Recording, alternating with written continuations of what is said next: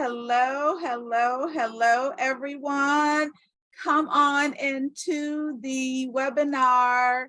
My name is Linda Peavy, and I'm going to be your hostess for this afternoon as we talk about how you can get grants for your woman-owned business or woman-led nonprofit. So as you come in, say hello to me. I am in Ohio, Northeast Ohio to be specific. So give your city and your state a shout out as you come into the webinar. I want to know who is here with me today. All right. So as you come in, there we go. We've got Dee Dee from Des Moines, Iowa, and Dominique from Nashville.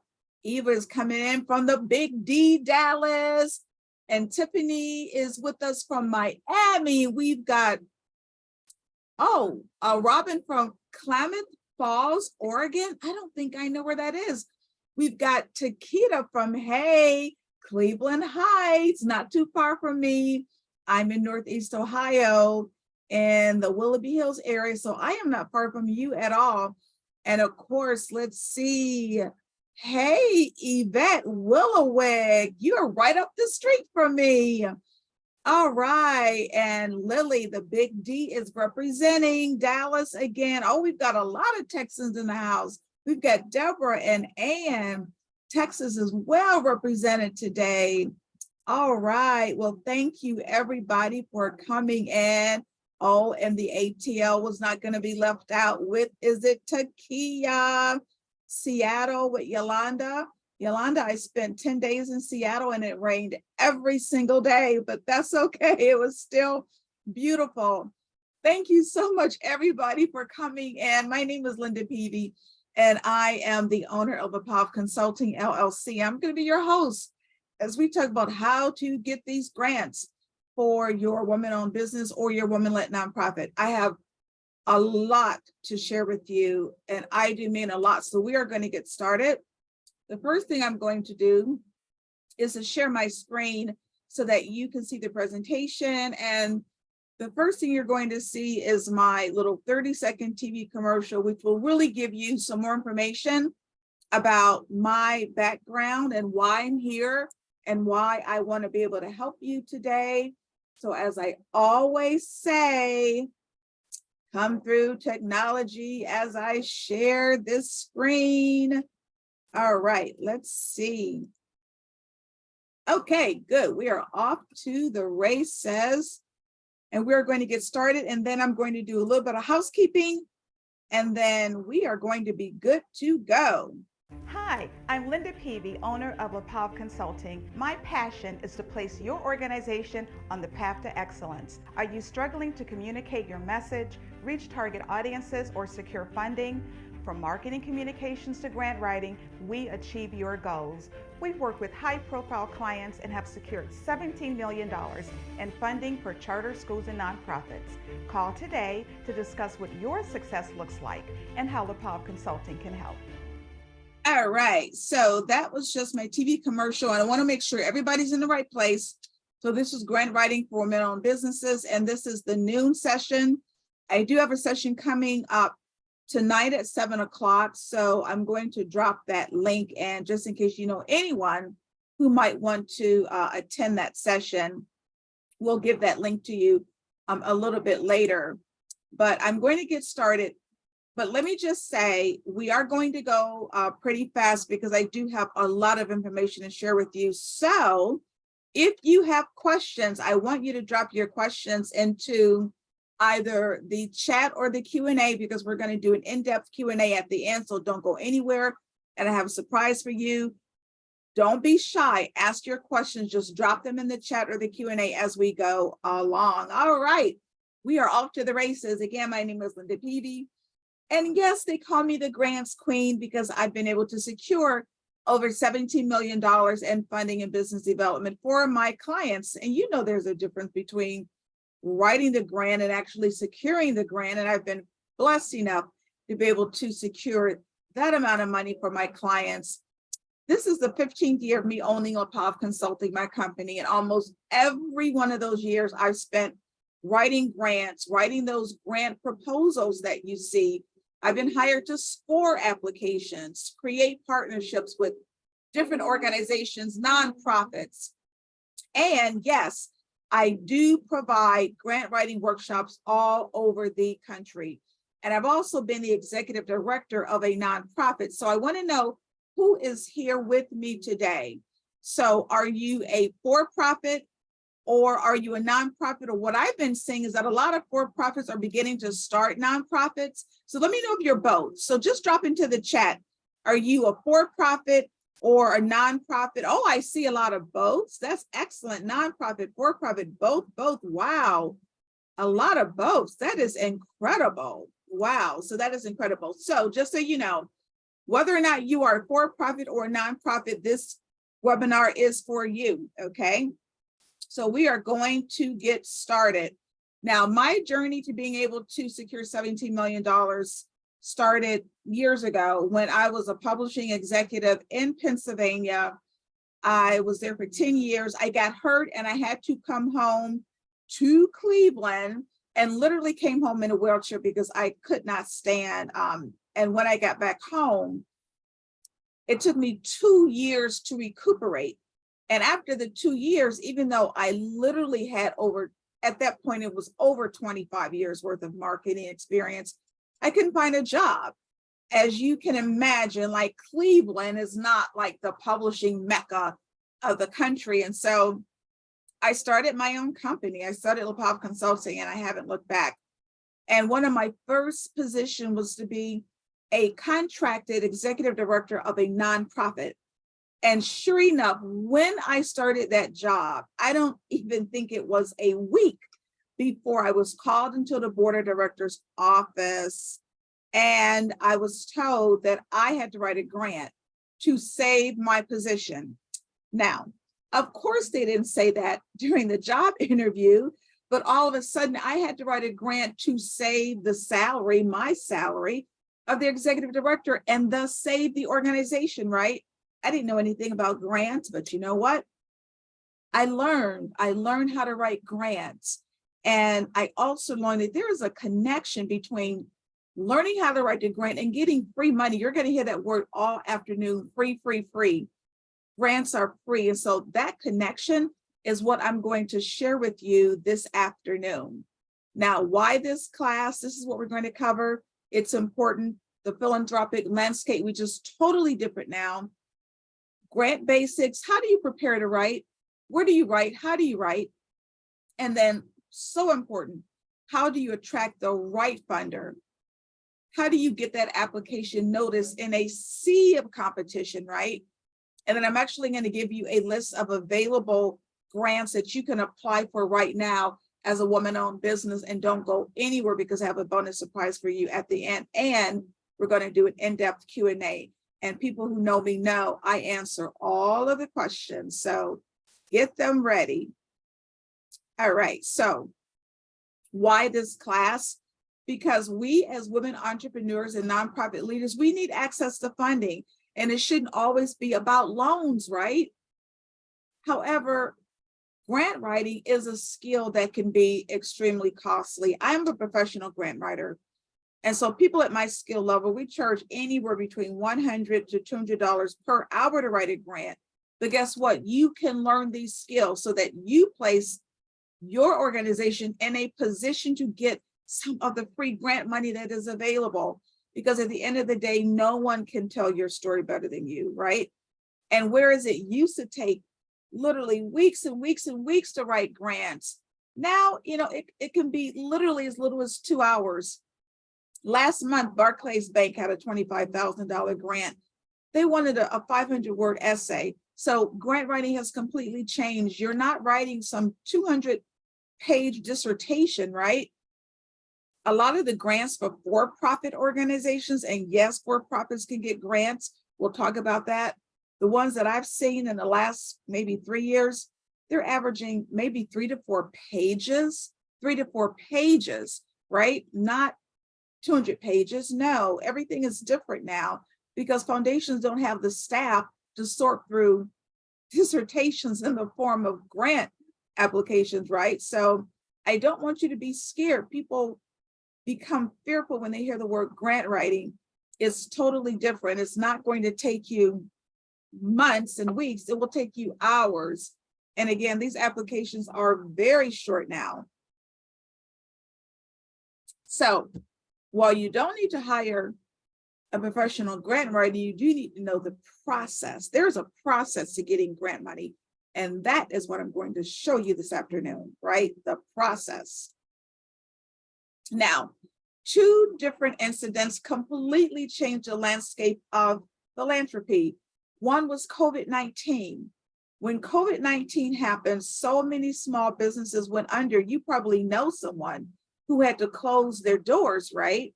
And it was small businesses, right? Well, you know that small businesses, we are literally the backbone of the US economy.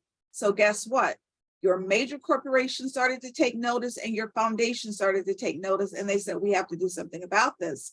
So they started to create these pools of free grant funding for who?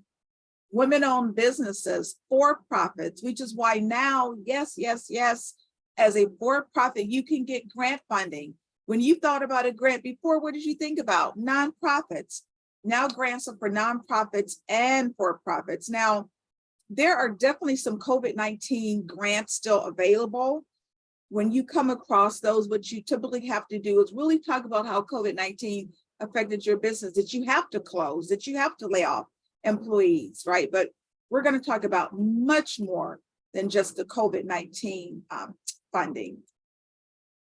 The next incident was the George Floyd incident. So what happened to George Floyd was obviously seen by the world, was also seen by your foundation leaders and your major corporations that have foundations. And they saw what everybody else saw, and they said, we have to do something about racial injustice in this country. So what did they do? They used what was available, money, right? And so they created these pools of free grant funding, right, to minority organizations. That includes women-owned organizations, right?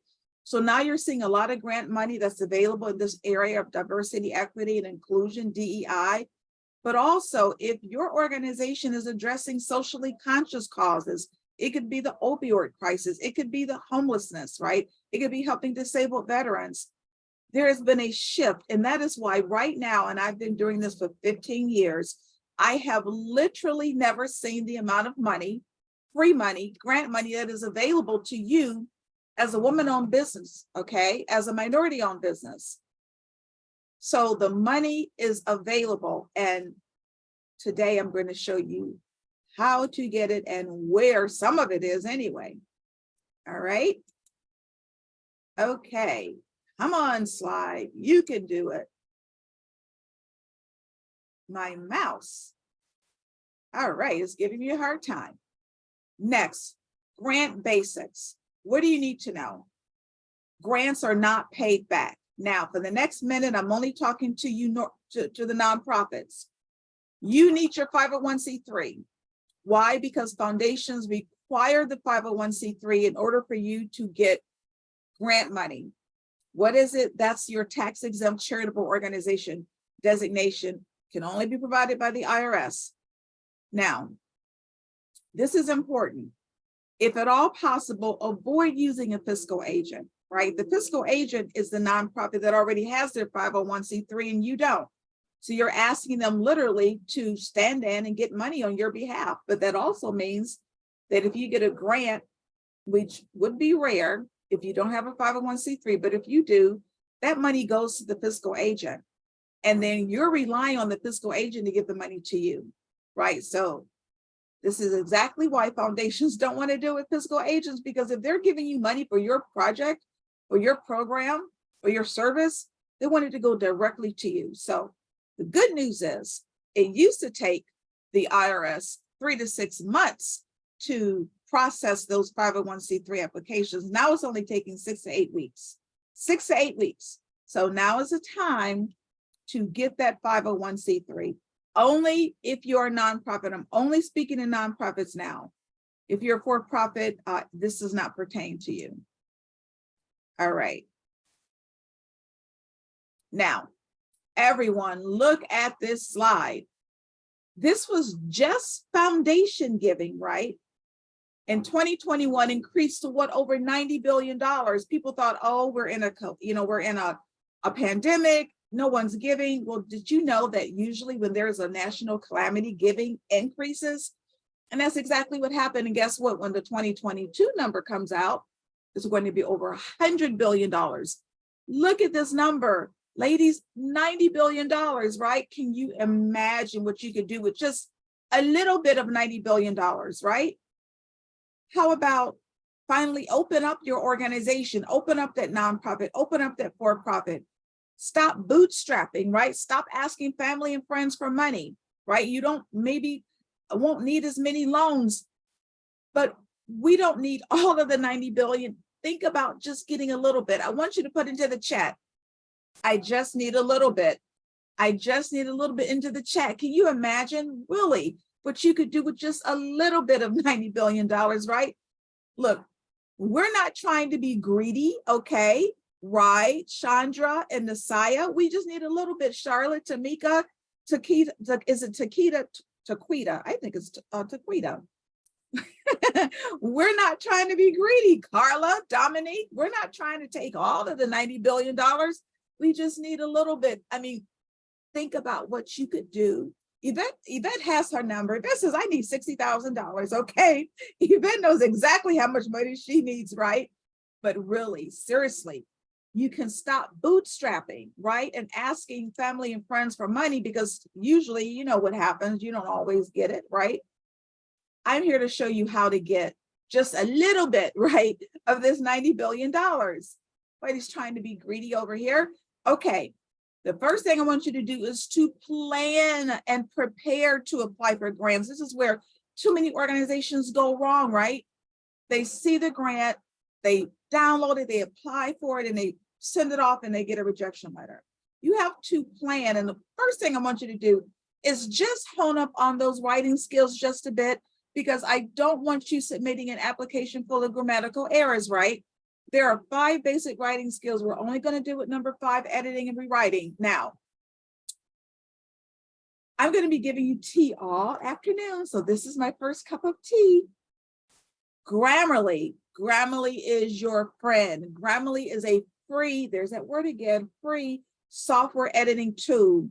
If you use Grammarly, give yourself a shout out in the chat, because Grammarly is fantastic. It will make you a better writer. And now that it incorporates even more artificial intelligence, oh my gosh, I mean, it is phenomenal. You download it into your computer. So when you're writing an email, any Word document, Excel, you name it, there's Grammarly, and it is free. Now, there is a professional version, which I think is about $120 a year. I use a professional version, but look, if you don't have the budget, use the free version. And this article, I want you to download when we're done. Improve writing skills dramatically by doing these 15 things. I am a professional editor and writer, and I use Grammarly. And this article has helped me, right? And it will help you too. So Maddie says she's a longtime Grammarly user, professional user. Isn't it like, it is phenomenal, all right?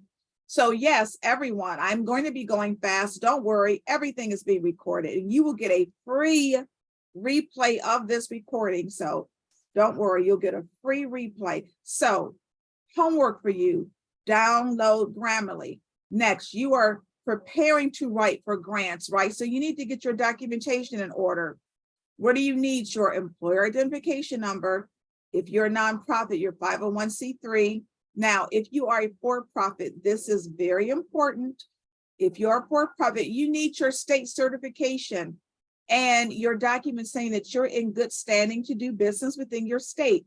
Now, what I have learned is that it is different for every state. So in the state of Ohio, where I am, you have to have a business license, right, in order to do business in the state of Ohio. And you need to make sure, right, that you are in good standing. So I was doing this webinar last year and a young lady came on, she said, Linda, you're absolutely right. I was applying for a grant. The competition was stiff. I'm a for-profit. She said, I was the only one to get the grant because I was the only one that could prove that I had my state certification. So this is like your business license. So what you have to do, this is more homework. Go to your Secretary of State's website. It's different for every state, so I don't have a link. Go to your Secretary of State's website and look under business license. And as a for-profit, make sure that you're in good standing. If not, apply. Again, I can't tell you whether or not you need it in your state because surprisingly, it's different for every state. Next, you need your list of board members. You need your staff. Letters of support become really important because foundations want to know that there's other organizations that support you. Who are they coming from? That could be your vendor, your pastor, your church, community leaders, politicians, the mayor, but you need to give people time to complete their letters of support. So that becomes important. Now, some applications ask for your financial statement, your audited financial statement, and that really can only be done by your CPA or certified public accountant. But even if it's not audited, some other applications will ask for your financial statements, and those would be your income statement and your balance sheet. Now, current operating budget. This is important. All of you must have a current operating budget, even if you are a startup, even if you have not started your organization, that budget is critical because it will tell you, first of all, how much is it going to cost for me to open up? How much money do I need to open my nonprofit or my for-profit? And when you create that operating budget, you will begin to see gaps, right? You're doing line items and you may say, okay, I have money, it's in the budget to open up my daycare center. I have money for my staff, but oh my gosh, I didn't think about marketing. I don't have money to market my organization. Okay, that's where I'm going to apply for a grant. So creating that operating budget will allow you to know, one, how much money it's going to take for you to open, but also where you may have some funding gaps. Next, you want to list any other funding source that you have. It could be another grant. It could be a sponsorship, right? It could even be an in-kind donation. Why? Because foundations, they don't like to be your sole source of income. They don't like to be the only foundation that is supporting you. Why? Because grants are not guaranteed. And just because they give you money in year one does not mean they're going to give you money in year two. And they don't want the responsibility of knowing if I don't give her money in year two, she's going to go under, right? So if you have any other funding source, please put that into the grant.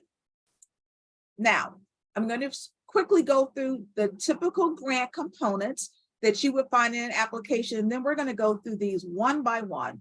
Your summary, your mission, vision, your history, the leadership section, how you describe your organization, your statement of need, and your target market. That's important. We're going to talk about that. How you describe, and it could be a program, a project, or you could be a service-based organization. Maybe it's your service.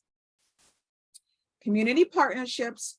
Next, your results, your outputs, outcomes, and impact. And then your staff, right? Your board of directors, your budget, and then sustainability. All right, we're off to the races. We're getting started. Okay. Next. Oh, my little mouse is just giving me all kinds of problems. All right. Summary abstract. What do you need to know? It is the first component of that grant application, but you always write it last. Don't be fooled. Why? Because the summary or the abstract will include the most compelling components of that application. So once you're done writing the grant, pull out the most compelling components and put it into the summary. It will be first, but you always write it last. Next, your mission vision. All of you should have a mission statement, but do you have a vision statement? What is it? That's what you would like to have happen in the future if you are achieving your mission. And what is the mission? Well, that's what you're doing now, your aims and your goals, right?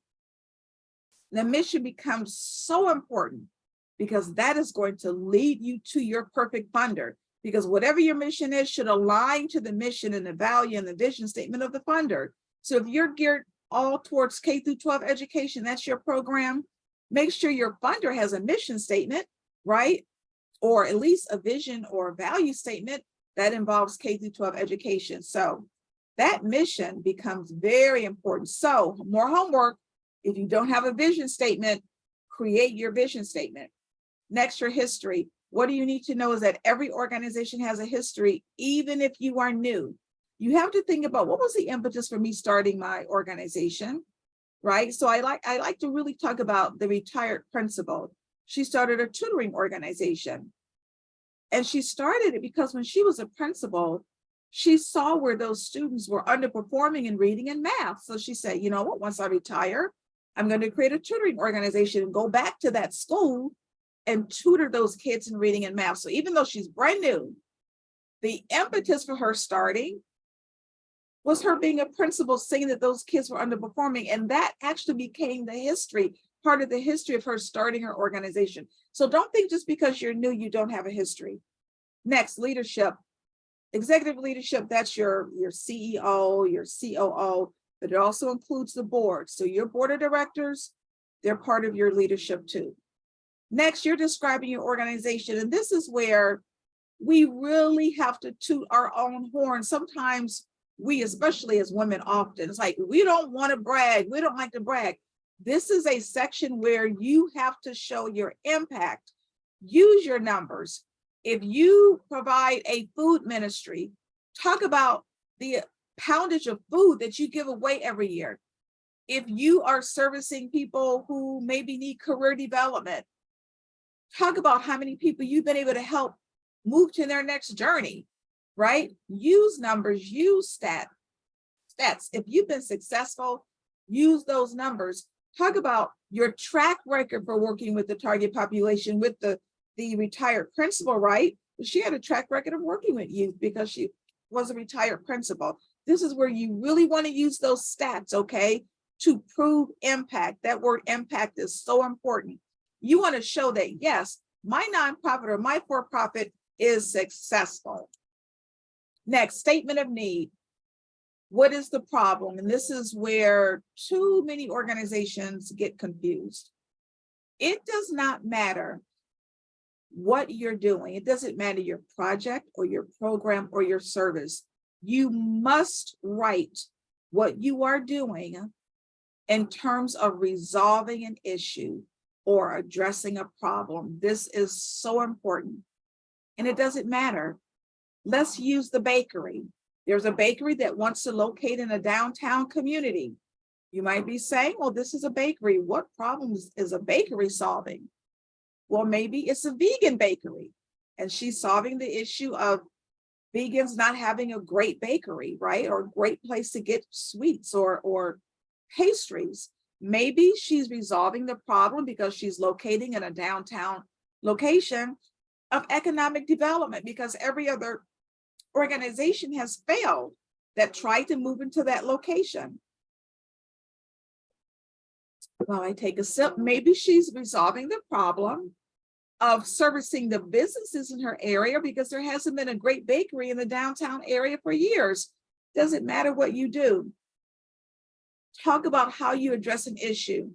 I often get women who are in the trucking industry, in the transportation industry, which I think is just so phenomenal. And they might wonder, like, what problem am I resolving? Well, you're in the trucking industry, right? You're responsible literally for getting goods and services from one state to the next, or from one county to the next, or from one part of the country to the next, right?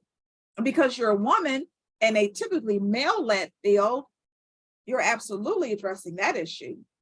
So no matter what you do, write as if you are addressing an issue, and that problem or that issue that you're trying to resolve will lead you to your funder, because guess what? They're interested in resolving the same issue. And it could be because you're just a woman-owned business, right? So you want to connect with funders that fund women-owned businesses. If you are addressing homelessness, you want to connect with a funder that's also addressing homelessness. It will lead you to your funder. Now, how do you find that information about the funder? 90% of foundations don't even have a website. I'll say that again. 90% of foundations don't have a website. Well, I told you I was giving you tea all afternoon, and this is the next cup of tea for you.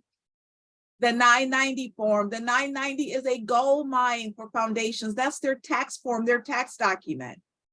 And when you look through it, it's going to give you the leadership of the foundation, the board members. But if you scroll to the bottom of that 990, it's going to give you a list of other organizations that they have donated to. And you're going to look for that list and you're going to look for similarities, right? So if you have an organization that addresses homelessness, you're going to look to see if they've donated to an organization that addresses homelessness. And if they have, that may be your funder, right? So don't sleep on 990s. They are a gold mine. How do you get the 990? Well, that word free again. Now you could easily pay for memberships to websites and they will give you access to 990s, but not anymore, because you can go to this website here, projects.propublica.org/nonprofits. And guess what? You can download the 990 of any organization that has filed for what? For free. So do not sleep on 990s because they are a wealth of information. Okay, so free to you, that website. Next, target population. Who are you helping? Again, this is where too many organizations go wrong because they want to help everybody. No, you cannot help everybody. And I want you to listen to me clearly because I hear this almost daily. You need to focus on who you are going to help. You can't help everybody. Maybe your customer is based on gender. Maybe it's a program for women or ethnicity. Maybe it's for African Americans, or maybe you help those that live below the federal poverty line and it's based on income. Maybe you have that daycare center, right? So you're looking for families with children under the age of 5. Whenever you need these demographics, go to the Census Fast Facts, a wealth of information, and guess what? It's free. How do you find your target population? You have to ask yourself this question. This will help you. Who is best? The word best. Who is best served by my services or my program or my project? Too many organizations, and I've consulted with nonprofits in my career, bite off too much. They have a heart, right? And I get it, but you can't serve 5 and 6 different target populations at the same time. It doesn't work, right? That target population that you serve is going to lead you to your funder, because the target population that you're serving is the same target population that the funder wants to fund. They want to fund organizations that's helping that target population. So really think about what you're doing and ask yourself, who would best be served by my organization? That is your target population. All right. I am having problems with my mouse. All right. So at the end of the day, you really are telling a story. That grant application is a story that you're telling about your organization. What you want to always keep in mind when you are telling that story is keep the person that you're helping at the center of that narrative. Why? Because that's where the transformation takes place. If you have a program where you're helping the homeless and you're placing them, once they get shelter, they may be able to go back to school or maybe get a job. Their life is being transformed. So just keep who you're helping at the center of that grant application. And really ask yourself, especially those of you who have written grants before, and I want you to put a yes in the chat if you have written a grant before, in the chat, if you have written a grant before, right? I want to see how many of you have written grants before. So those of you who have, you need to ask yourself, did you really tell your story the best, right? And this is how you do it. You talk about the lives you've changed. You talk about the outcome that you've achieved. There's no better way to do this than using real examples, testimonials, case studies, right? Let's take that bakery. You might think, well, how is she changing lives? Well, maybe it's the best cupcake people have ever tasted in their life, right? Maybe this recipe is being passed down through generations. Maybe she's changing the lives of people who now work for her, right? Literally, she can take a cell phone and ask her customers to give her a testimony, right? This is so easy. There is no better way to capture examples and testimonies and case studies than using video. Literally, she could have someone take a phone, and everybody knows I'm an Android girl. But if you have that iPhone, then I guess you could use it too. So have them literally talking to that phone, right? For 30 seconds and talk about how this is like the best cupcake they've tasted, or how you help them with their career, right? Every one of you need to have a website. This is critical. On that website, the homepage should be testimonials, case studies in the form of videos. And yes, you need a website. So many of you have social media presences. You have, whether it's Instagram or Facebook, and that's fine, but I've been doing this for 15 years, and I can assure you that the first place that foundation is going to go is to your website to see your footprint. They're going to go to that website to see your mission, your vision, your impact, people that you're serving, your stories, right? Yes, you need a website, but it doesn't have to be expensive. I've heard some crazy stories. It just makes me insane about small businesses being charged outrageous amounts to build a simple 2 or 3 page website.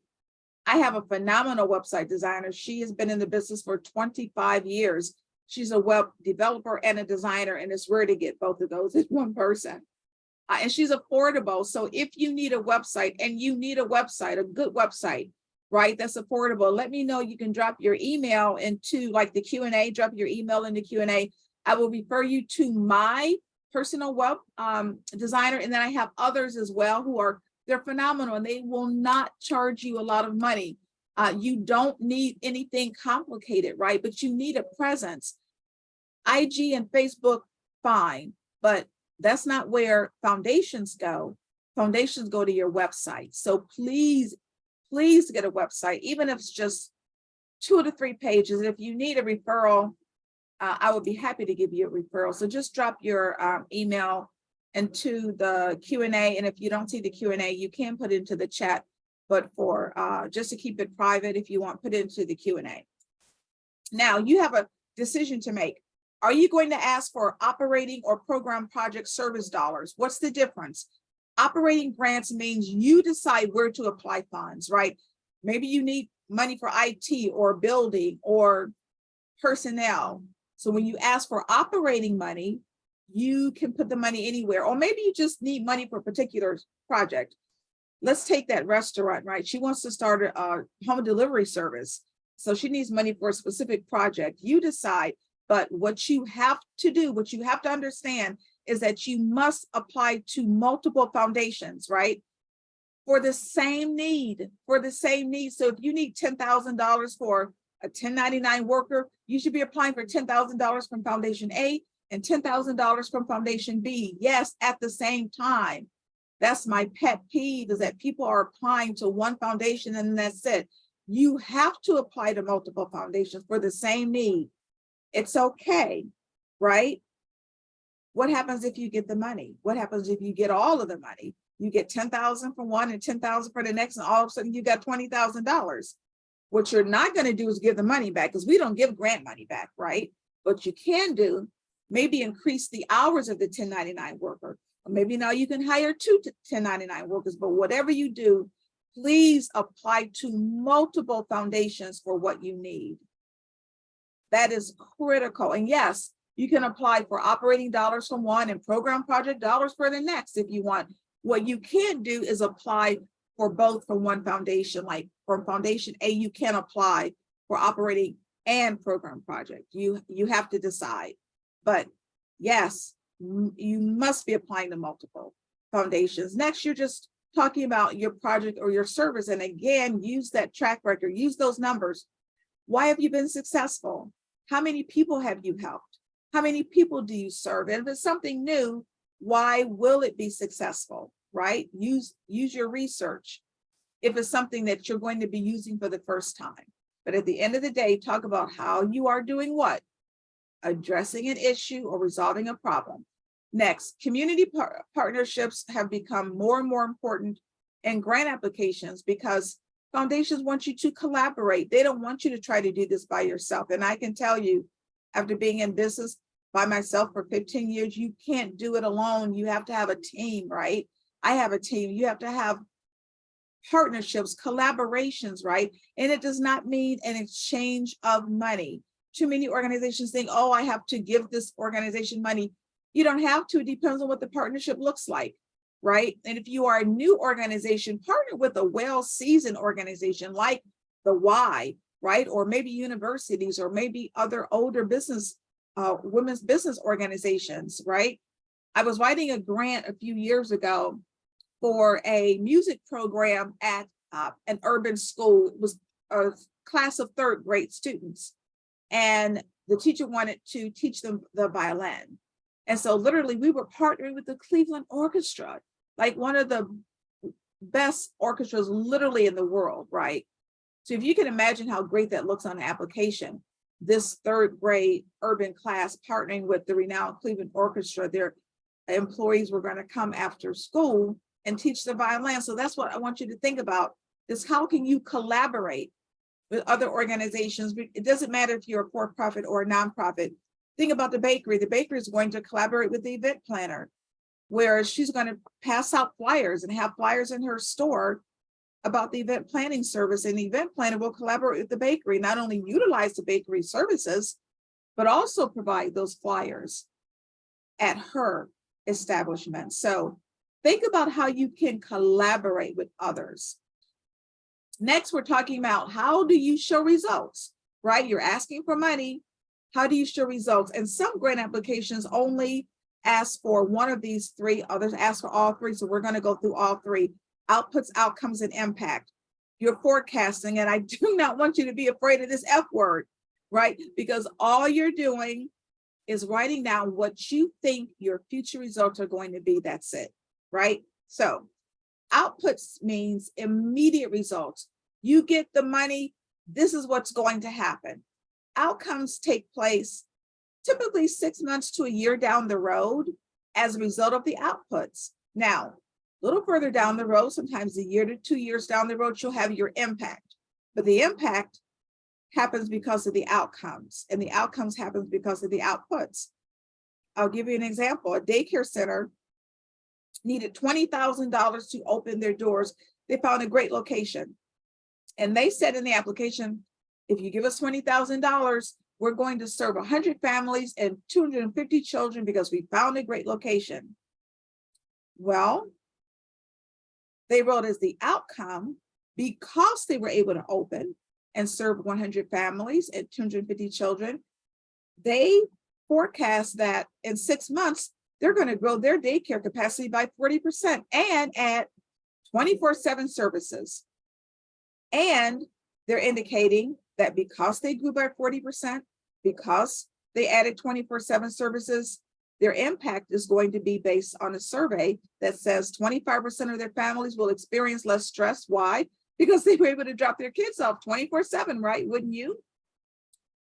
65% of their children would demonstrate improved behavior because they have such a great educational program. And they're going to say a year from now, impact is a year from now, their daycare center will expand to 2 locations. So you're literally writing down what you think will happen in the future if you get this money now. Next, and many of you, I'm sure, have heard of this, SMART goals, right? You will have to indicate goals in your grant application, but they have to be SMART goals, right? So how do you change like a regular goal into a SMART goal?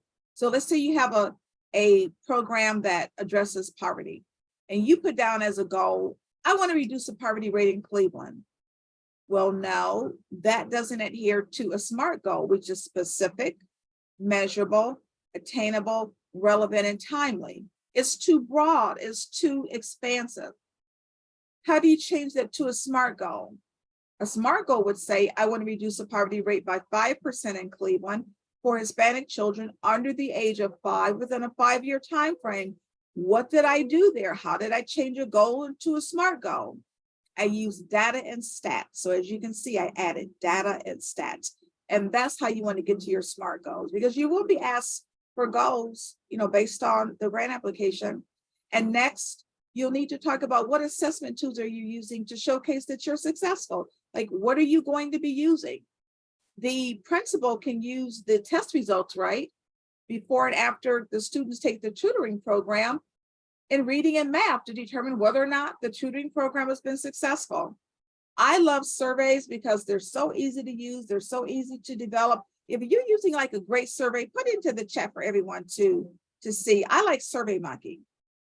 The restaurant can have surveys based on the delivery service, right? So they're just so easy to use. So put it to the chat if you are using any type of like really great assessment tool, like a survey. Like I said, I happen to love SurveyMonkey.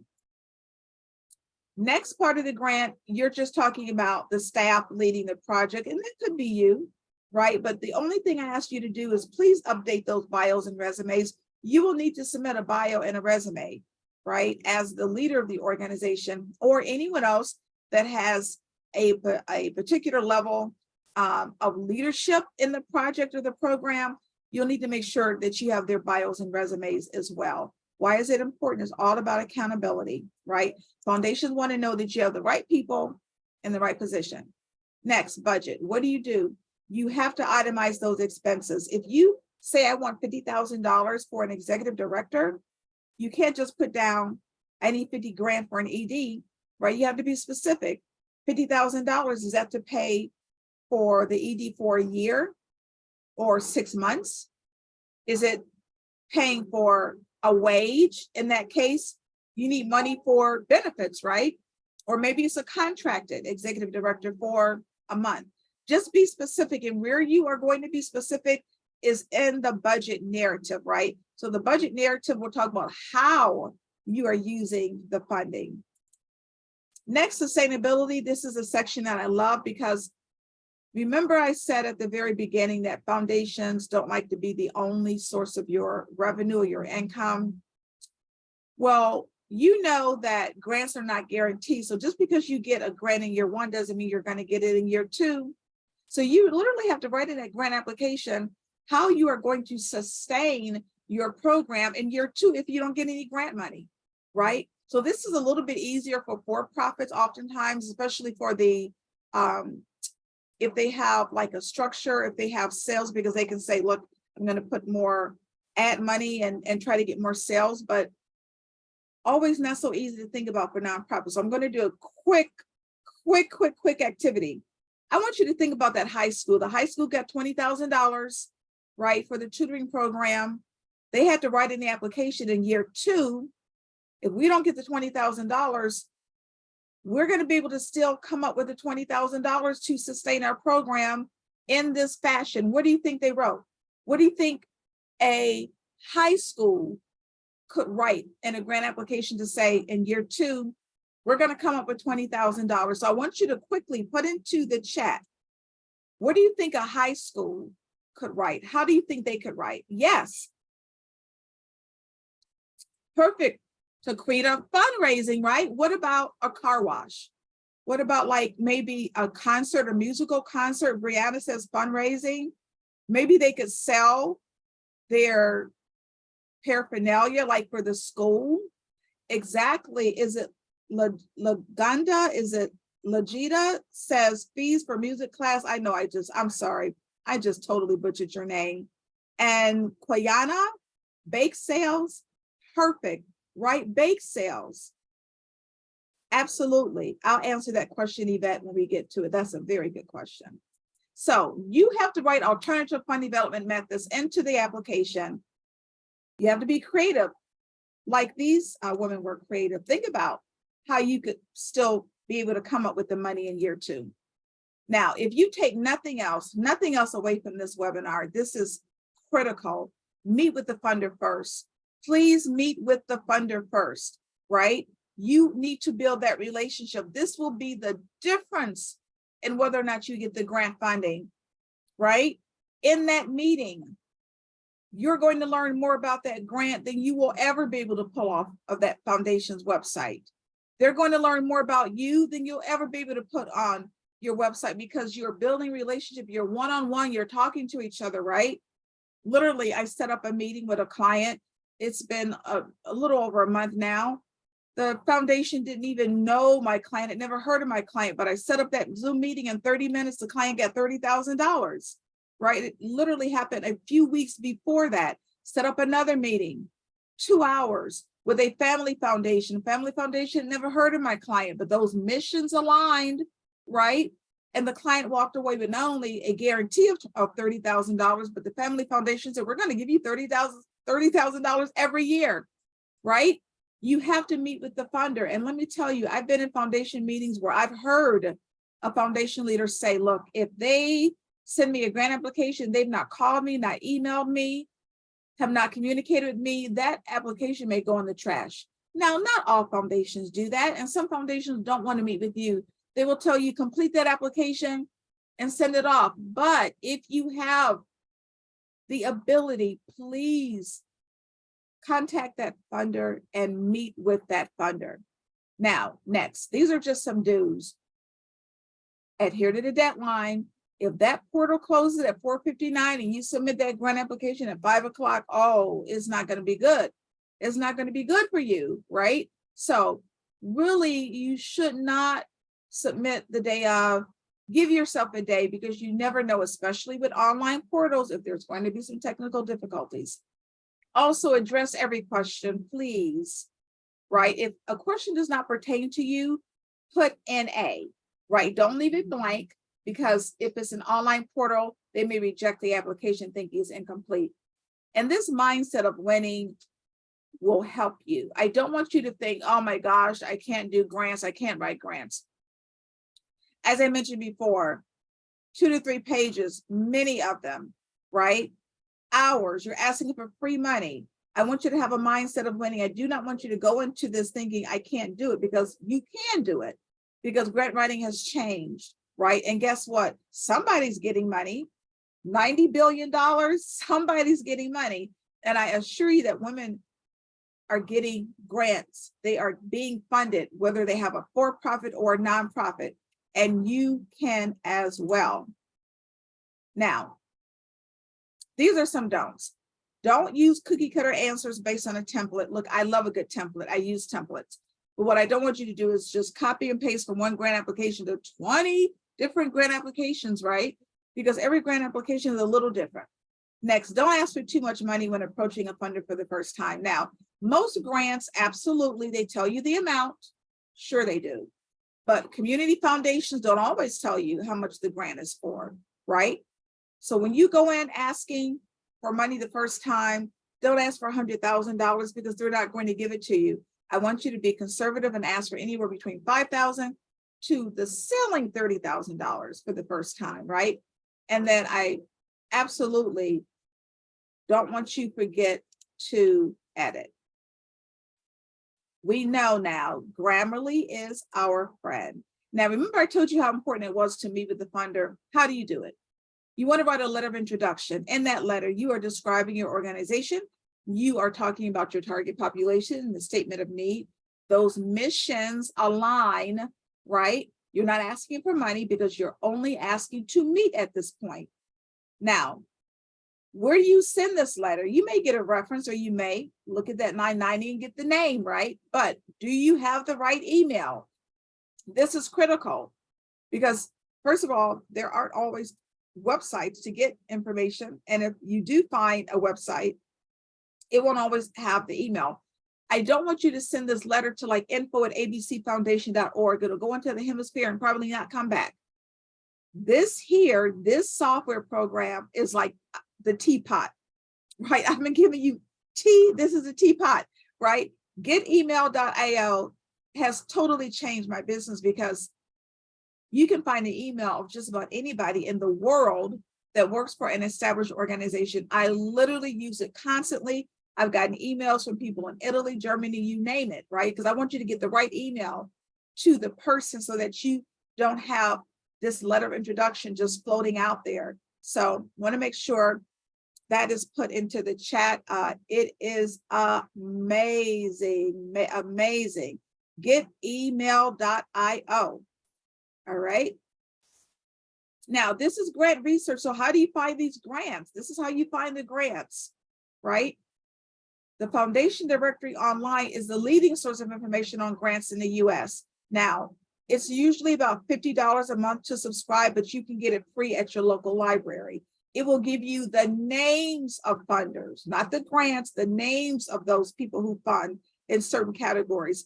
Instrumental.com is about $200 a month. It is very pricey. It will give you the names of funders plus the grant application, right? Plus training, plus the $9.90 and a lot of other information. Grants.gov is a single source of federal grants. We know that. Lilly Foundation, yes, there are grants for you if you are a faith-based organization or a church. Lilly Foundation is the largest funder in the United States. That site is free. Grants.gov is free. Grant Gopher is free. They have a lot of educational funds. Grant Watch, I love. They're about $20 a week. They give you a lot of last minute grants, and they give you not only the grant itself, but they give you the funder, the link to the grant, a ton of information, $20 a week. So spend your $20 and take a week and find your grants. Grant Station, I love because they have so many different categories to really hone in on who your target population is and what subject area you are moving in, right?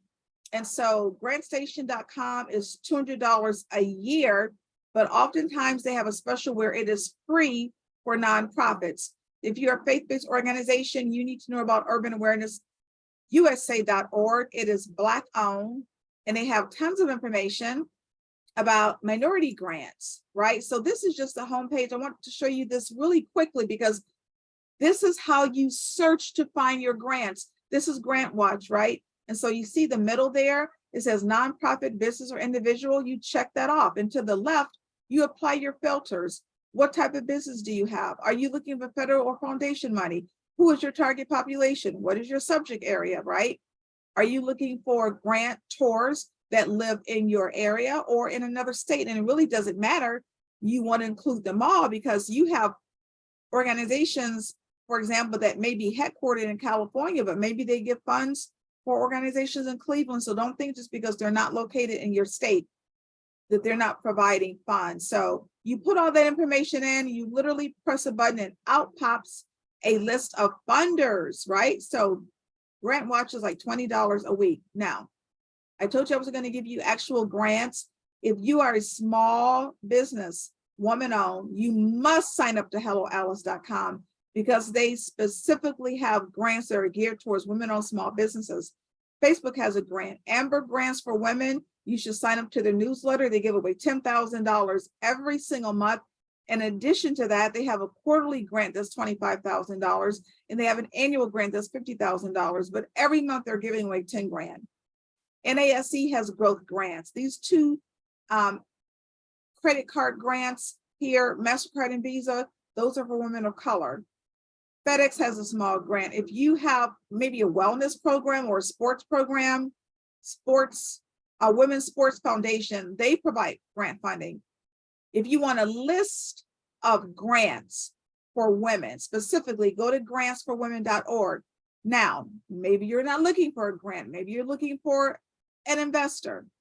37angels.com is a group of female angel investors. All they do is invest in women-owned small businesses up to $150,000. That's a lot of money, ladies. I want you to go to this site anyway because they have a listing of grants for female founders.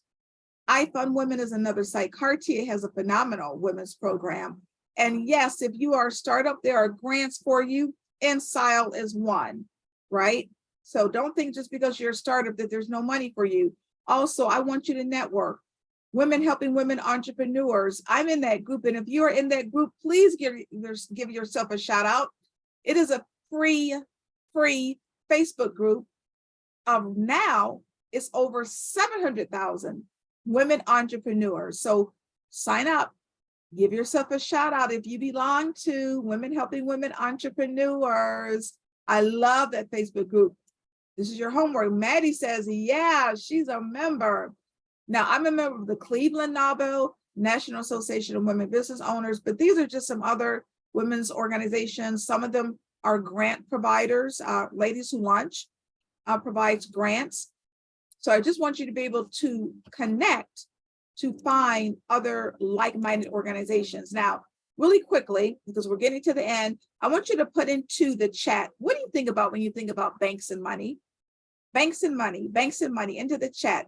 Tell me what you think about when you think about banks and money. Hey, Dominique is in that group. Melissa's in that group. Yes, it's awesome.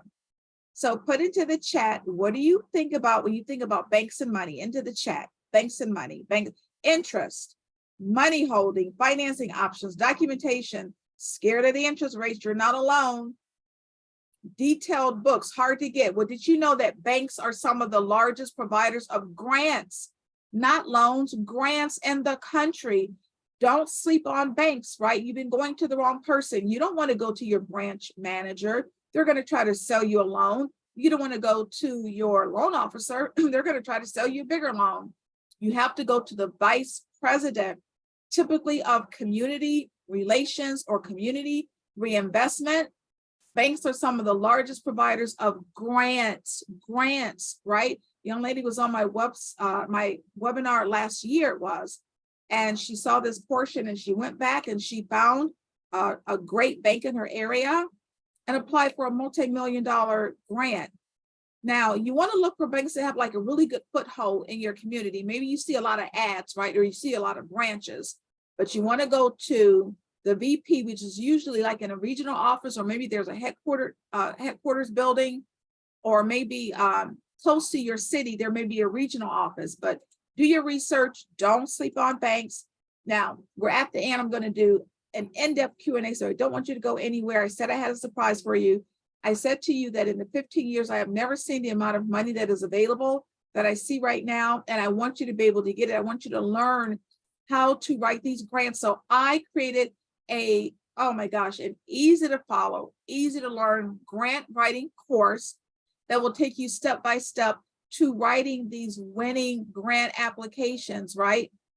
It is literally a proven step-by-step path. It's what I use to be able to secure $17 million. And look, artificial intelligence is great. ChatGPT is fantastic. I use it for some things, right? But you still need to know what the process is, right? ChatGPT cannot meet with a funder for you, right? And they don't know information that only you can put in the application. You can use AI as a helpful tool to help you along, but you need the foundation. I want you to be impactful. I want you to fulfill that mission. Look, you can win $20, $30, $50,000 to what? Finally open your dream nonprofit or your for-profit, or how about just being able to pay your operating expenses and pay your bills and not have to bootstrap, right? This course will save you, without question, 50% of the time that it takes you to find and write grants, because I've done the legwork for you, right? I take the guesswork out of writing because I get so many questions. Is there a grant for?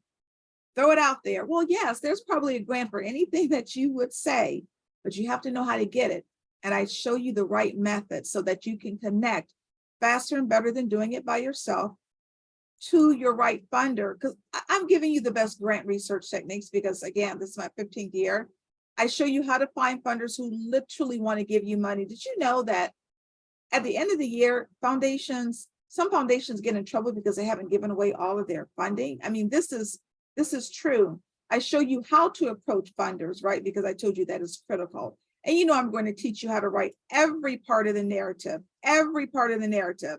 You get 12 modules, 35 lessons, because I know people learn differently. Every lesson starts with a 30 with a video. So all in all, there's 30 introductory videos. You get the video lesson, and then of course you get it printed out. This is all online, and I make sure that you can download everything, right? Because I want this to be convenient for you. And of course, I give you actual grant examples. And every grant example that I give you, I wrote and it won money, right? So if I'm teaching you how to create the target population or do research, I show you literally how I wrote it into a grant that won money, right? And I'm doing something that nobody else is doing. And this number needs to be updated because it's now over 450 funders. I'm going to say it again. I give you a list of over 450 funders because I just uploaded a list a few weeks ago of organizations that only give to entrepreneurs and for-profits. And unlike a lot of other founders of these courses and creators, I do not strand you. I'm there with you. I'm serving as your coach. I have a private Facebook group, which if anybody is in that group, please give yourself a shout out because I'm telling you, that group is lit. The group is unbelievable. Literally, they started like a subgroup a couple of months ago because they're all about getting this grant money. And you come into the Facebook group, you ask any questions that you have. I have professional grant writers that have taken the course. They're in the Facebook group. It is phenomenal. And you get full access to it once you join the course. And one more bonus. I told you I'm serious about helping you get this money.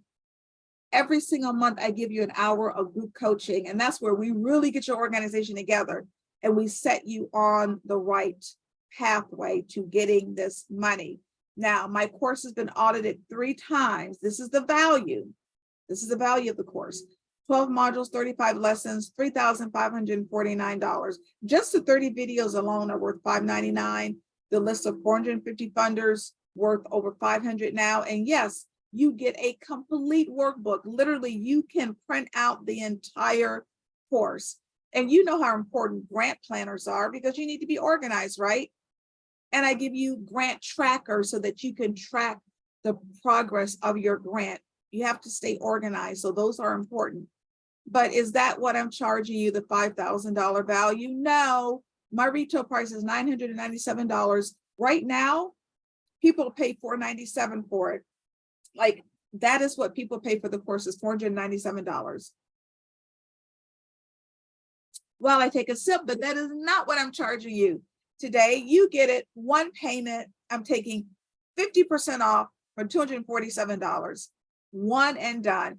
And I tell you, people all the time literally think that is a monthly payment, and it's not. One payment, $247, you're one and done. And I'm doing something that people who know me know I don't do. I'm even giving you 2 months to pay if you want that option. If so, it's $137.50. Now, I can't keep it at $247 because people paid $497 for it. That's the sale price. So I have to have an expiration date, which is 3 days from now. So you have 3 days to get the entire course for $247, but you have to use that code, right? MAY31N. You have to use that code. And while the code expires, right, the course never expires. They get this question all the time, like, Linda, how much time do I have? Give as much time as you need because I know life happens. And I know you might buy this course and say, I'm going to get started next week, and life happens. So the course never expires. By the time you're done, you literally have your grant proposal. You can start writing grants and you're off to a good start because I give you 450 grant providers, right? And you go through that list and you find which grant is for you. You get all of this and more. I couldn't even list everything. The private Facebook group is self-paced. The course is self-paced, is online. You take your time, right? Because I want you to be able to go through it. And there's a schedule in the workbook that will tell you about how long it will take you to get through the course based on how many hours you spend on it per week. So you get everything. Yes, I'm doing it for women. This is the code. Everything ends Saturday. You get it for 50% off. And yes, it's tax deductible. So if you're buying it, you want to go to the link, which should be dropped into, the chat. You're going to see this screen that says $497. Just click purchase. And then you're going to come up to another screen where you input the code. But if you want to take advantage of the 2 payments, you see that little drop down arrow. You just hit that and the 2 times $137.50 will pop up. Now, if you want to just pay the $497, this is the screen. You see to the left where it says have a coupon, you input the coupon code. And also this little box here that says ask the expert. I only offer this when you buy the course. You don't have to buy it, but I am offering it. It's 1 hour with me private is $195. If you buy the courses, normally $495. And that's you and me one-on-one. We do a deep dive into your organization to make sure you are off to the races and you have a great start, right? But that's optional. Have a code, put in the code. It will immediately take $250 off and you'll be paying $247. Why do you need to act now? A lot of you said you had never written a grant. It's almost June. Tomorrow it would be June. Did you know that a lot of grants are only available as they provide their funding? So when their funds are exhausted, there goes the grant. Like Walmart and Verizon, they'll tell you start early, start in January, because usually by the middle of the year, we don't have any money. So I don't want you to wait. Whatever you do, don't wait, get started, right? And my next coaching class is June 29th. Now, Christina wrote just a phenomenal testimony. She said, may I share that I am so grateful for Linda. I would not have had the confidence to follow through on applying for grants if it wasn't for her grant writing course. The depth of information provided is unmatched from my experience. I won my very first grant to grow my business, and I'm so grateful. She not only got a $10,000 grant, but she got a one-year membership. I put this grant into the Facebook group. I'm always putting grants into the Facebook group. That's where she found the grant. And guess what? The confidence, right? If you don't write the grant, you can't get the grant, and you can do this, right? Quintina, this is March 1st, got her first grant. Farah, 5 church grants for her mom. Kelly wrote a grant for her colleague and won $75,000, and then started writing grants for herself. Remember I said, if you're faith-based, there's grant money for you. Reverend Chris got, what is it? I think she's up to $35,000 now. So this is real. This is not somebody else far off getting grant money. This can be you getting grant money, but I want you to do it in a community of support, because I have heard so many horror stories about scammers, right? Come and be in a community of support. If you want to hire a grant writer, fine, but come to us and ask questions so that we can give you the right answer, and let me serve as your coach. Now, we're at the Q&A. I'm going to stop sharing my screen, but before we do anything else, I want you to be serious. It's like we're almost at June 1st. I want you to put into the chat, everybody into the chat, I'm ready to get grant money. Sometimes you have to speak things into the universe, right? I am ready to get grant money. I am ready to get grant money. I am ready to get grant money. Yes, Dee Dee. That's what I'm talking about, Tamika. Everybody into the chat. Tina, Taquita, Jay, Yolanda, I'm ready to get grant money. Don't wait. Is it Nikki? They only show me so many letters. Tammy, Ashley, Tamika, Maddie, I'm ready to get grant money. Faith, Kathy, Pamela. Yes, yes, yes. Don't wait. Whatever you do, if you want to have me be your coach, I would be honored to do that, right? But whatever you do, ladies, whatever you do, don't be in the same place a month from now wondering, how did she get a grant? Like, how did that organization get a grant? How did they find out about grant money, right? No. You don't want to be in that position.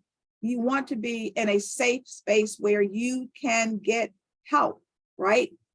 I tell you, that Facebook group is like, oh my gosh, phenomenal. That's what I'm talking about. Is it Dianca, Lily, Cher, Carla, Jacqueline, Tina, Lisa, LaShonda? I think it's Brianna, Lagoon, Pamela, Kathy. I'm ready to get grant money. Absolutely. We're off to the Q&A. All right. I'm ready. Oh, yes. So being dropped into the chat, Irene, if you could drop into the chat, please, how they can get the course, how they can buy the course. If you could please, the coaching cost is $195 for an hour. It's normally $495 for an hour, but it's only $195 for an hour if you buy the course. And that's me and you, private coaching. The entire webinar has been recorded and you will get a free replay. Also, I'm putting the 7 o'clock webinar, if you know anyone that wants to start tonight, I am putting I'm dropping that into the chat. And also, before any of you leave, please, I want you to put into the safe senders list this email, hello@grantwriting for non-writers.com. And then this is my personal email address, lpv@lapov.com. I want you to put these two emails into your safe senders list because you are going to get the free replay. I don't charge for my replays at all. Not at all. I want you to, yes, you get a certification. Oh, okay, so we're going to start with the Q&A. We're going to start with the Q&A. So I saw some in the Q&A, so that's where I will go. I have your email addresses if you need to have the website developed. What if you don't have any funding sources? Do you recommend getting some simple ones first? You can, like, you should always be trying to get funding sources, right? You don't necessarily need them to apply for grants because I don't want you to wait. Whatever you do, I do not want you to wait. And let me tell you, Mary Clark, when Mary Clark said she was serious about getting grant money, she was serious because she just bought this course. I want everybody to give Mary some love. Mary was serious. Mary said, look, I need grant money. I'm ready.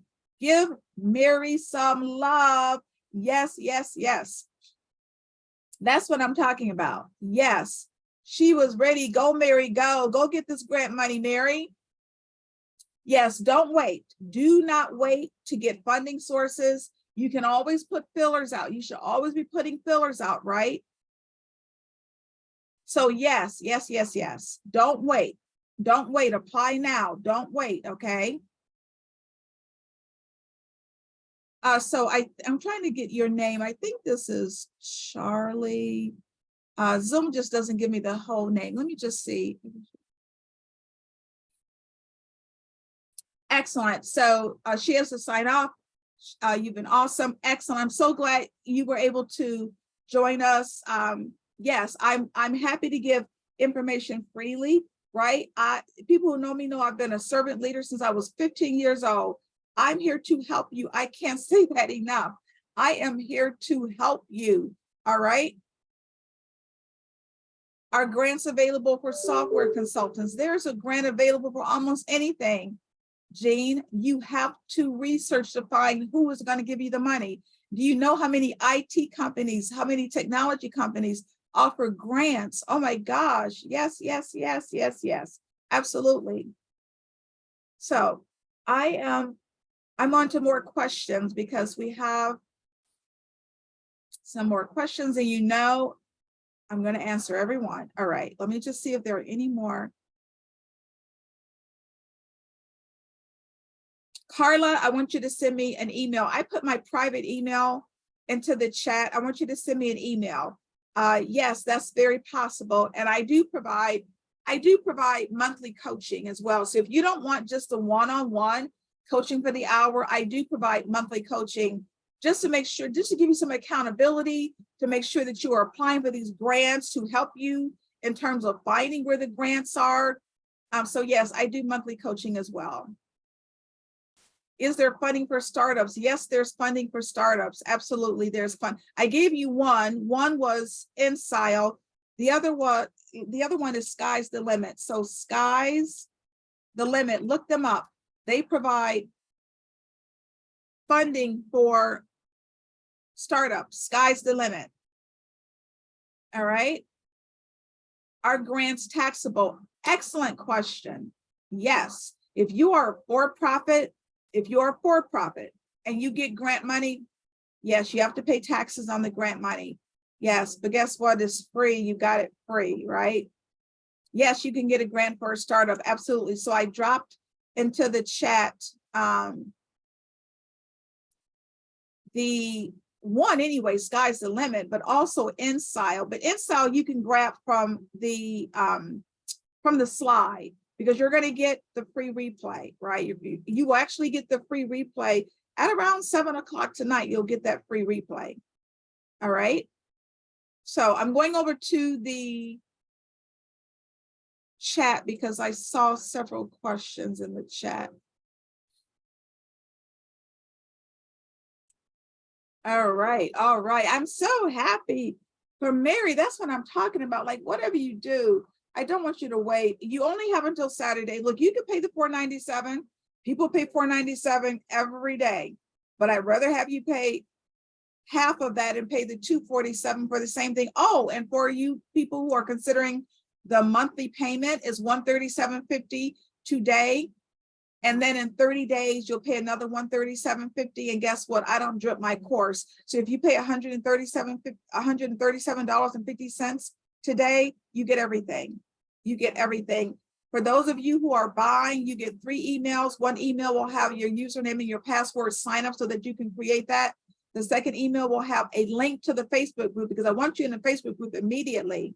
I literally just dropped the video to my last group coaching session into the Facebook group so that you can review that, because oftentimes people come, and I had a lot of people on just to hear their questions to see if their question is being answered, right?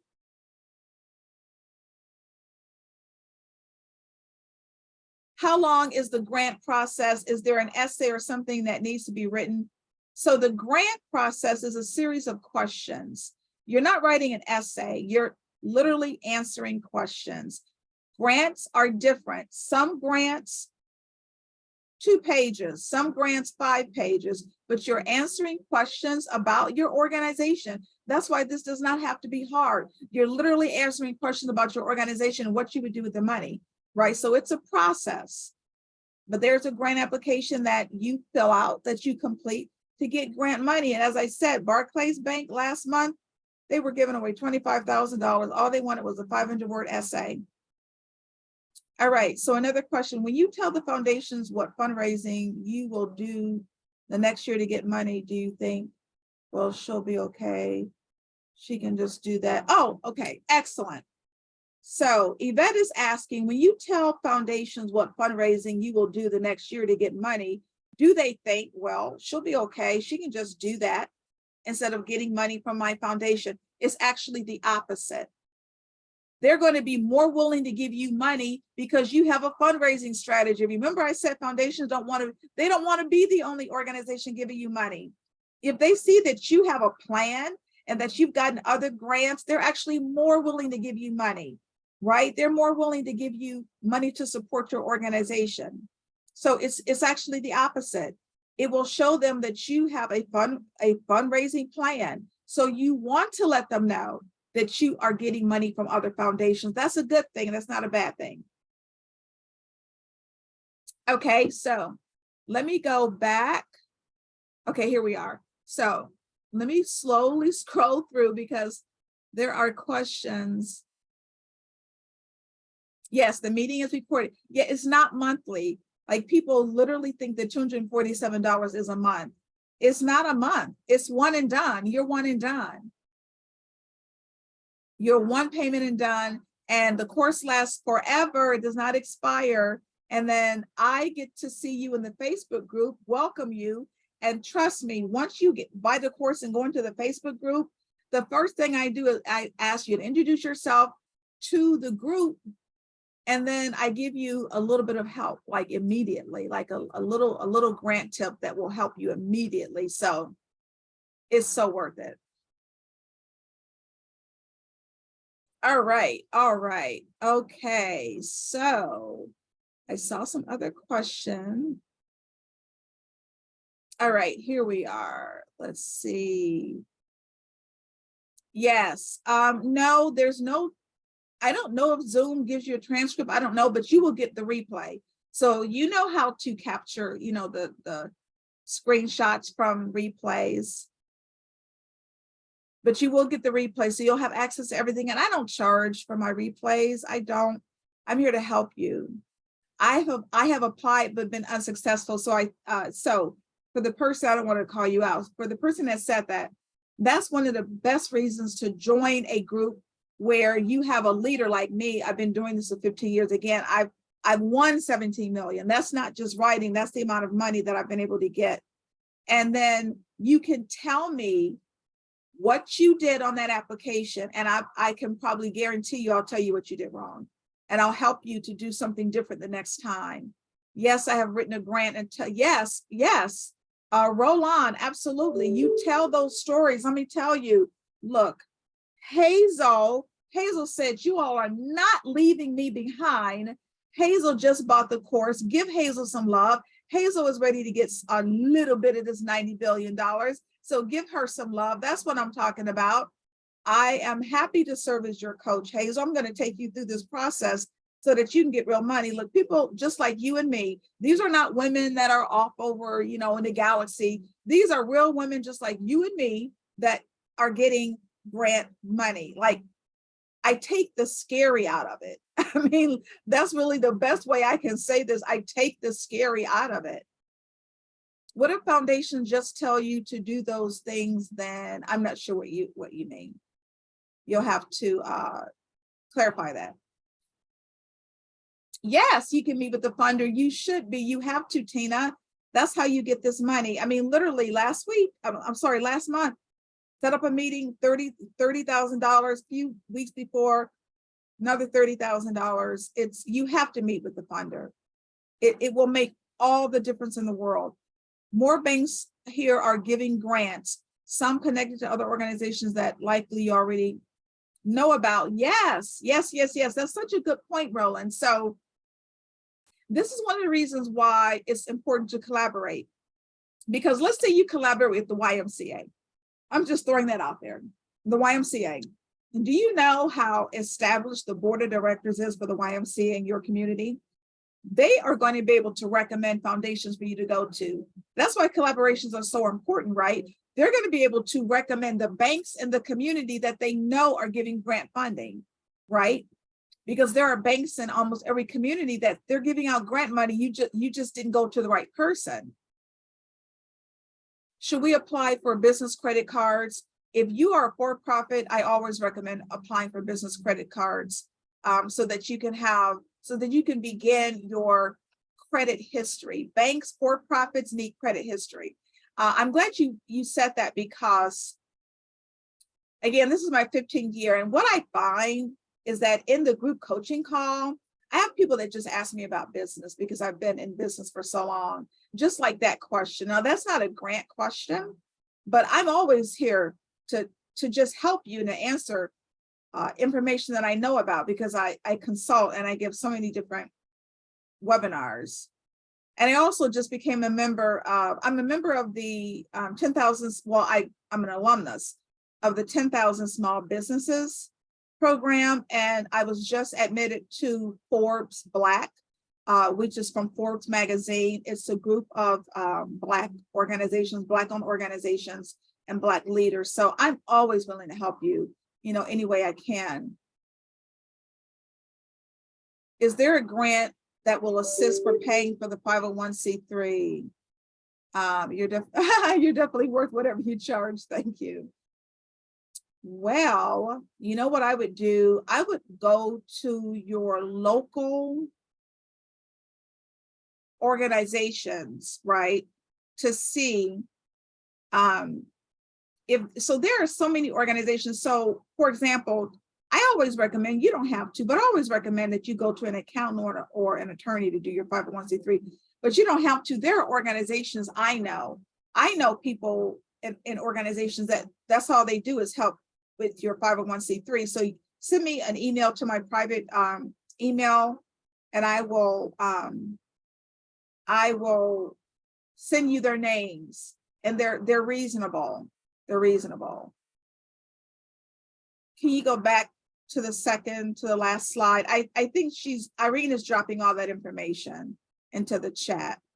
Yes, I'm ready to get grant money. That's what I'm talking about, Tina, and share. Oh, the follow-up information. Let me see. The follow-up information. Let me just share my screen real quick. Because it looks like you're asking for something in particular.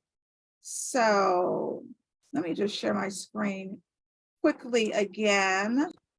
All right, you said the second to the last slide. The second to the last slide. Oh, there you are. Yes, that's it. That's into the chat. So assistant@lapav.com, you can reach me that way. But I actually dropped my direct email address into the link. Thank you, Pamela. Thank you. Thank you, everybody. Dianca, thank you. Are there great question. Ashley, are there any application fees for these grants? I only know of one organization that charges for their grant application, and that's Amber Grants for Women. It's $15. But Amber Grants for Women, they have 4 different grant categories. And when you pay the $15, you apply for all of them. That's really the only organization I know that charges. So 99% of organizations do not charge for applying for grants. That's the only one I know, and they're perfectly legitimate, and you should be paying the $15 to apply because they give away money every month, and it's only $15. At the end of the day, you're asking for free money. So $15 is very nominal, okay?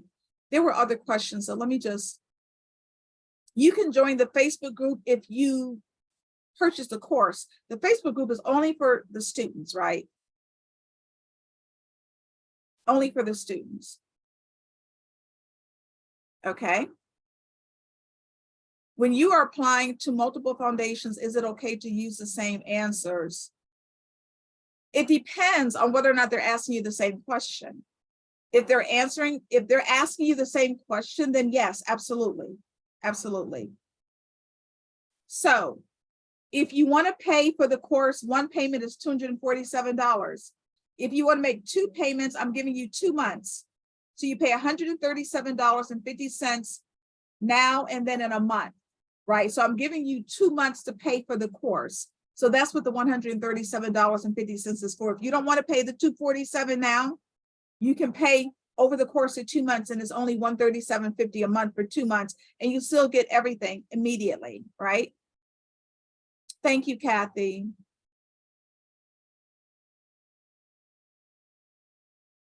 Are there grants for people recovering from serious illnesses or personal tragedies?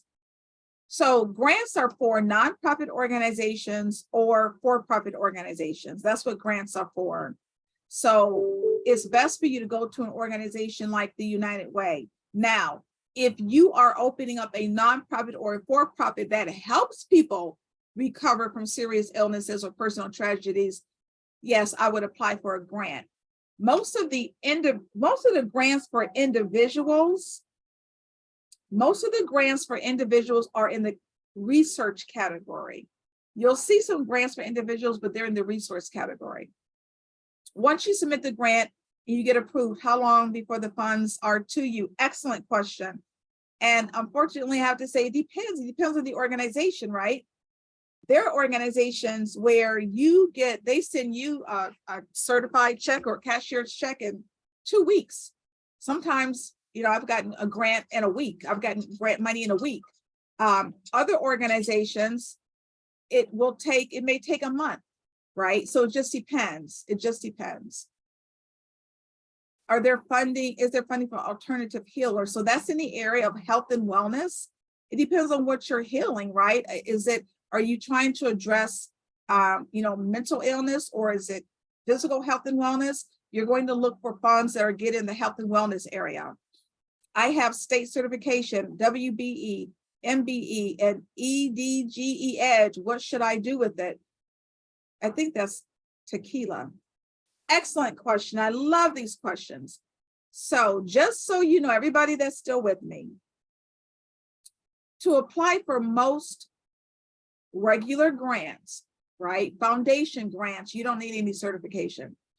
However, if that grant says we're only giving to minority-owned organizations, it means that you have to be 51% owned by a minority, right? If it's women-owned, you have to be 51%, your company or organization has to be 51% owned by a woman, right? Now, your state certification, your WBE, so for those of you who don't know, she's certified by the state. She has her WBE, which is a women's business enterprise. She has her MBE, which is a minority business enterprise, and she has EDGE, which means she has a certification showing that she is within a particular income group, right? You take those certifications and you can apply for city, county, state, or federal contracts, right? Because some contracts, depending upon what you do, some contracts give money to a nonprofit or a for-profit. So that's where your certifications are going to come in. And let me tell you, so 2 weeks ago, I was part of a panel and I gave a workshop at a business event that was held here in the Cleveland area. And I sat on a panel with some other nonprofit leaders. And we also heard from the state. This was the state of Ohio. And you know what they were saying? They said that there is so much money, millions of dollars that's set aside within these bidding contracts to give to MBEs, EDGE certifications, WBEs, but guess what? The money isn't used because we're not applying. We're not applying, right? So please, whatever you do, apply, go to your state, wherever your state is, and get on the mailing list to get notifications as to when bids open, right? Because you want to start bidding on contracts and you want to use your certifications. And it was crazy what she was saying, because she said there's millions of dollars available, but organizations that are women owned, that are Black owned, that are EDGE certified aren't even applying. They're not applying for the bids, and there's money set aside, right? A lot of these companies have to provide a certain percentage of their contracts to minority organizations. But if they don't apply, they can't do that. So yes, that's awesome. Congratulations that you have your certifications. Use them now. Use them to get that money. All right. Use them to get the money. Okay, let me see if there are excuse me, any other? No, you have to be a student to join the Facebook group. I'm so glad you've been motivated and encouraged. You saw my testimonials. That's not from, I told you, that's not from like women from another universe. But you could, if you buy the course, you go into the Facebook, you can ask any of those ladies that are in the Facebook group, ask them, like you can verify anything that I'm saying. I just want you to be in a safe space when you are applying for money. Grant money is free money. Anytime you have free money, scammers come out of the woodwork. They come out of the woodwork. I'm telling you, it is my pet peeve. It drives me insane when I hear these stories about people being scammed. Give me $50, I'll write 3 grants for you. Or people giving someone $1,500 and never seeing them again and never hearing from them again. Come into a safe space. And if you want to hire a grant writer, God bless you, go do it. There are professional grant writers in the Facebook group, right? So come into the Facebook group, right? And ask if you want to hire a grant writer, hire somebody from the Facebook group. There are professional grant writers in there, but do it in a safe space. Come and ask me questions. I'm in there all the time answering questions, right? I'm not going to disappear like so many people do. After you buy their course, you never see them again. I'm here to serve as your coach. Are there funding sources for international applicants? Thank you so much. I'm not even going to try your name because I'm just going to butcher it. I'm so glad you asked me that question, because literally doing one of my coaching sessions, a gentleman was in the group and his nonprofit was headquartered here in the United States, but his target population were children in Africa. We literally went on Grant Watch and found him over 100 grants, right, on Grant Watch. Your target population does not have to be here. Neither do you. When you go to Grant Station and Grant Watch, there's a section for international. You put international, you put your country, and it will still give you, and you put in all of the other criteria, and it's still going to give you a list of grants based on where you live. So this is global. This is not just here in the United States. What should I do with my state certification? Okay, I answered that. You apply for your bids, apply for contracts within the state. Go to your state, get on the mailing list so that you receive every single contract that comes available, so that you know what is currently open. All right. So I believe that's everything. Let me just make sure, because I want to make sure, I want to address all of the questions. Let me just make sure I have not overlooked any questions. Just make sure here. Yes, you will receive a recording of the webinar. There are no PPP loans left. Do the grants ask for paperwork from the starter or established business? I'm not clear what you're asking. When you say paperwork, I can tell you they will ask for your financial documentation. They will, yes, they will ask for your 501c3. They will ask for your, in terms of your financial information, your balance sheet, your income statement, your annual budget. So yes, they will ask for paperwork for sure. Can a person with a record receive a grant? That is an excellent question. And I don't know, that is a really excellent question. I don't know the answer to that. I can tell you though that it depends. It depends, right? And the reason why I know it depends is because there are people with a record that have started nonprofits and organizations and get grant money. So the answer must be yes. It depends though. To be honest with you, I have never seen that question ever on a grant application.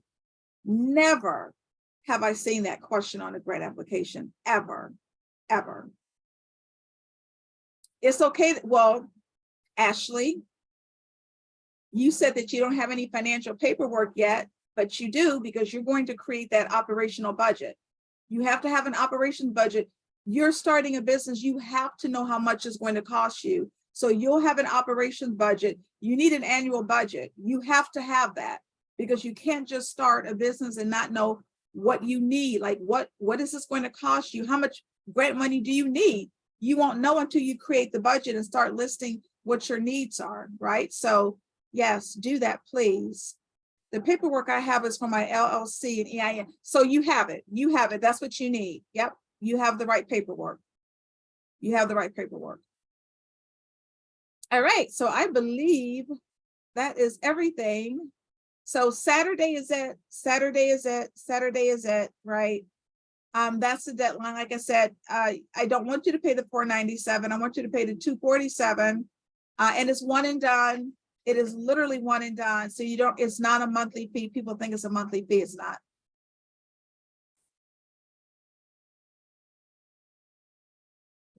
So I cannot do video testimonials with my clients because it is not safe for them. How important is this part for gaining the grants? Like off the top of your head, what do you think the percentage is? I don't know the percentage of what? The percentage of people that get grants that have video testimonies, I would have no idea. But let me tell you, you don't need to do that. If you can, yes. But if you are keeping your clients safe, this is what you do. You get their quote.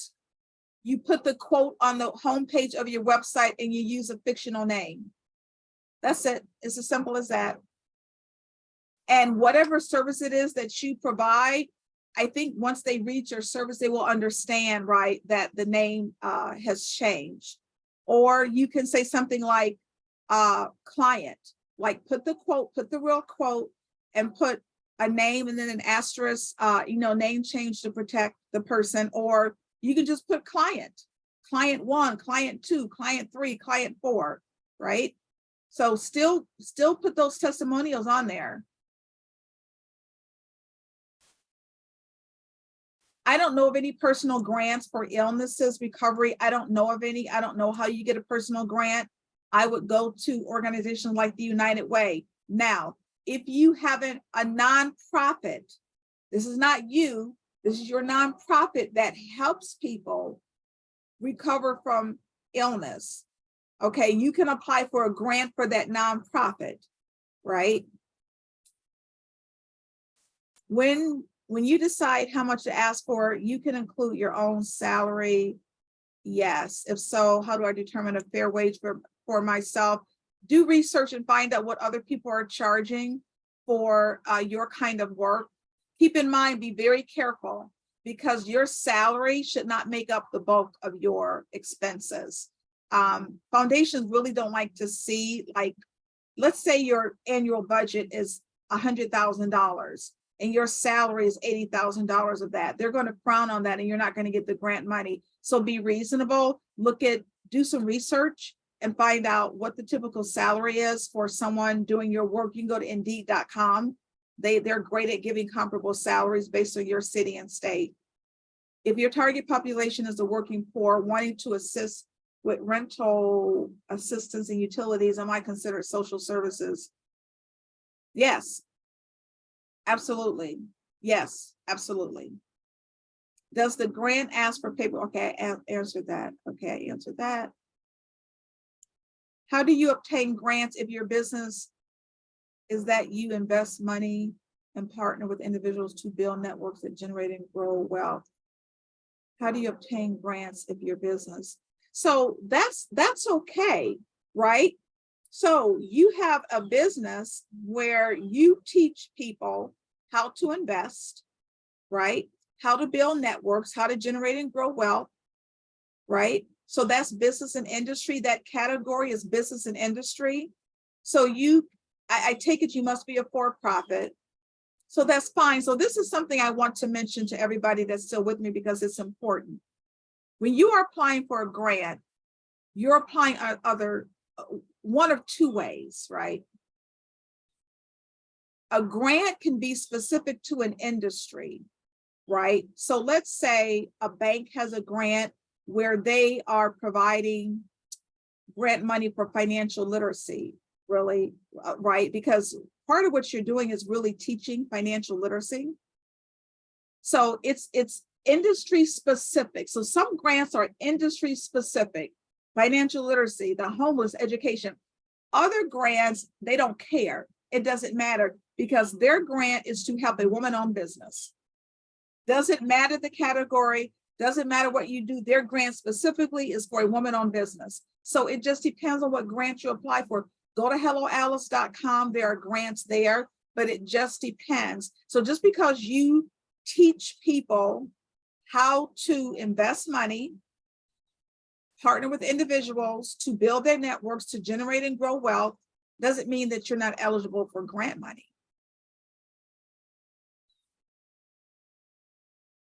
When applying for grants online, will some require to meet me in person? Well, you should want to meet with that person in person, right?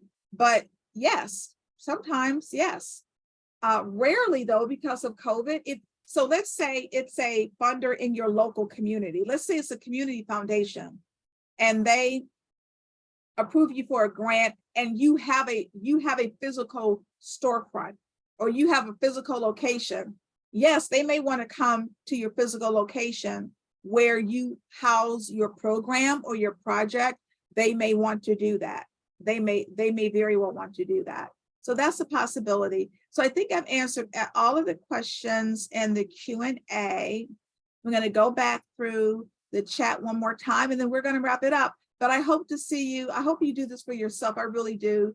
It's $247. You're one and done. Or if you need the 2 months, pay the $137.50. Come into the Facebook group.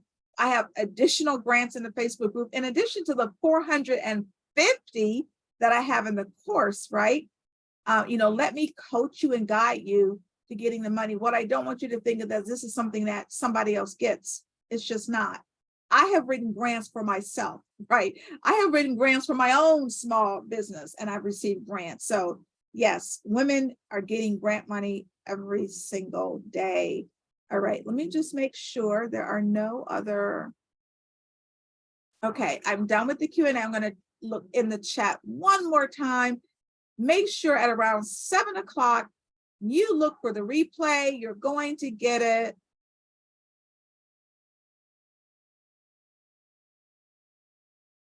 Do you write grants for others for a fee? Rarely I do, but send me an email. It depends on the organization. It's on a case-by-case basis. But you can do this. You can write these grants. Most of them are not very long. So you will receive an email. So at around 7 o'clock, you're going to get an email to the email address that you use to sign up for the webinar. I want you to check your spam at around 7 o'clock because people say they don't get it. Check your spam. It will go out. So you will get an email. It is a YouTube. So you'll have it forever. Okay. You'll have the replay. I don't like take them down after a while like some people do. I don't. So Saturday is the deadline. I can't keep it at $497. I mean, I can't keep it at $247 because people pay the $497 for it, and I can't keep it at $247 beyond Saturday. Okay, I believe we're done. Let's see.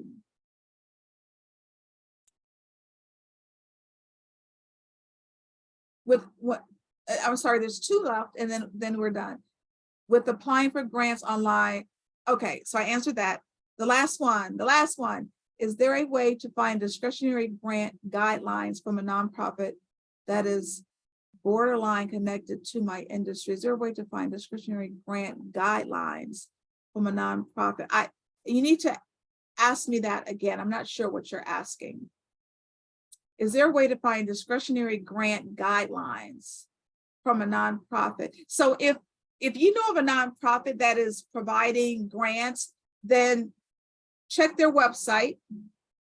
Check their website to find out whether or not there are grant guidelines. So if they have a website and they're providing grants, those grant guidelines are going to be on their website. But it looks as if maybe you might be able to use that is borderline connected to my industry.